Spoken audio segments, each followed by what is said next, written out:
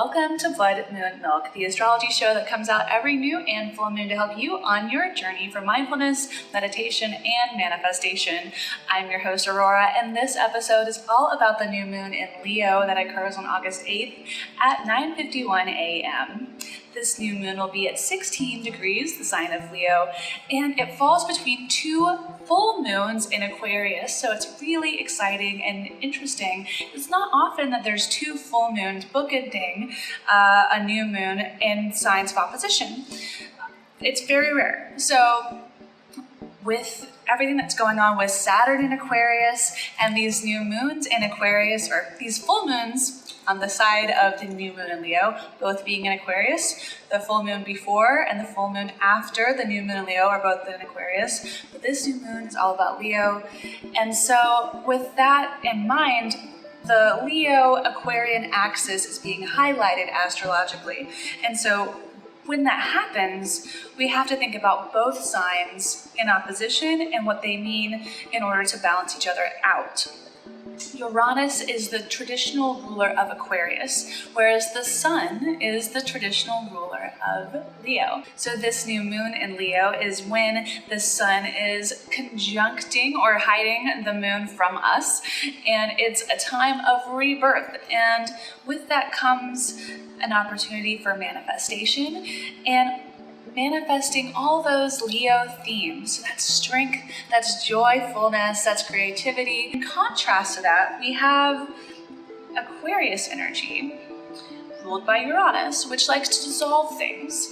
And currently, we have Saturn in Aquarius. We're experiencing the Sun-Saturn opposition. Saturn is in Aquarius, the Sun is in Leo, and so between these two major forces in our universe, we're feeling certain themes of restrictions, boundaries, power disputes. Who are we in this world? Where do we fit in?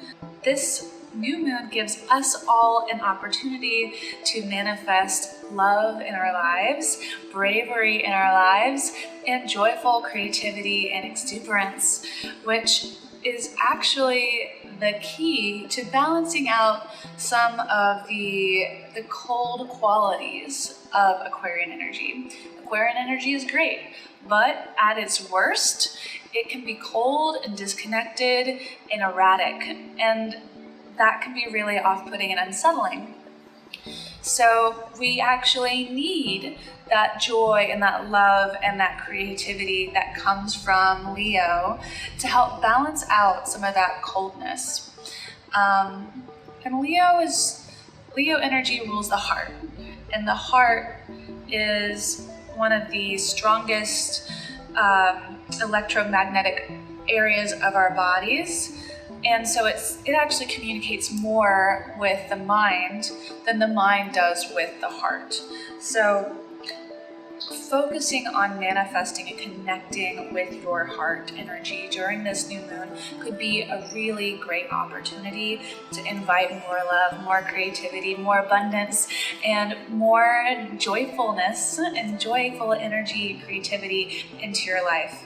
But I want you to think about creativity as an act of bravery at the moment, because with Saturn and Aquarius, we're feeling those negative effects of Aquarian energy more than we might normally, especially during this period between two Aquarian full moons. One of the moons was at 0 degrees Aquarius, and next one will basically be at 30 degrees Aquarius. So we're getting the full spectrum of Aquarian intensity during these bookended full moons. And so this period of the new moon energy in Leo in between is actually a bit of a pause between the intensity. I know it might not feel like much of a pause, but it is. Connecting with ourselves to make an opportunity to manifest strength through creative acts of bravery. Think about it. If we are living in a world that is scary and that feels very restrictive and cold, manifesting joy and creativity is an act of bravery. And when we do that, We inspire others as well to also be joyful and creative and to be their authentic selves, which resonates with Leo energy very well. Leo energy is all about the ego, since it's ruled by the sun, and it loves the spotlight. It craves that attention. So just because we start something now doesn't mean we'll see the results, immediately. We have to wait 6 months or so until we'll get that full moon in Leo in January. But it's a good time to plant those seeds, right? So I've never really thought of Hello Kitty as a ninja warrior for spiritual enlightenment and happiness, but maybe that's exactly what she is. Try to channel that inner childlike joy and whimsy into the things that you do. And it doesn't have to be on a grand scale. It can just be a little thing, but it should be authentic and unique to you. Let's look at some of the astrological aspects of this new moon and what's going on with it. So the most obvious transit that stands out to me during this new moon is that the new moon is square to Uranus, which incidentally rules Aquarius. So that brings a lot of intensity and emotion to the forefront during this time. Even though the moon is at its waning, its quiet period, there could still be a significant sense of tension in the air surrounding this new moon, which is generally a pretty peaceful time. But Leo energy, unfortunately at the moment, needs to be brave to get through this tension. Uranus likes to dissolve things, and since it rules Aquarius, where Saturn is actually kind of at the mercy of Uranus's dissolution power. So we're seeing boundaries being dissolved. We're seeing society changing and fluctuating at a more and more rapid rate. And when things dissolve, there is then energy that can go in different directions and be recreated and rebuilt. So when we do that, we have the opportunity to rebuild things in a more positive, more fair, more equitable structure for society, which is actually what Aquarius wants. Where Leo comes in to balance things out, though, is to bring the joy and not just make it cold. It cannot just be communism where everyone is equal but unequal. It has to be where everyone is appreciated and seen as individuals, as unique contributors to an overall society. That's the key for this particular new moon in Leo, I think. So as a collective, we can work on building and manifesting and inviting in opportunities to rebuild things in a more positive, more joyful, more equitable way for all of society. Because Saturn is in Aquarius, this new moon is also very close to being in opposition to Saturn, which means that we'll continue to feel these tensions and these ties with Saturn throughout the next 6 months, because whatever is started during this new moon will continue on trend towards that full moon next year. So I say this because tension can bring great things. It just means it needs more work in order to be great. It's more challenging, it's more frustrating, but the rewards are just as rewarding. It just means that it's not easy flowing energy. It feels like there's more resistance and we're having to walk through the muck, so to speak. But getting to where we're going is worth that journey. So just a heads up, it's not going to be the lightest, most fun of the new moons this year, but I think it's probably one of the most important in terms of manifesting a brighter, better tomorrow. Since Leo rules the heart, let's focus on meditating on our heart chakra during this new moon and inviting more love and asking ourselves ways that we can bring more lightness to our hearts. Really ask yourself what it is that your heart needs in order to love, to feel love, and to be love in the world during this new moon. And make a real, genuine effort to listen to what your heart tells you without judgment. And simply just love that it's speaking to you. That connection between head and heart is so important. that without it, there's nothing. There's nothing. There's just cold, calculating head that does things without rhyme or reason, other than reason. But the heart brings the love and the essence and the meaning to the action.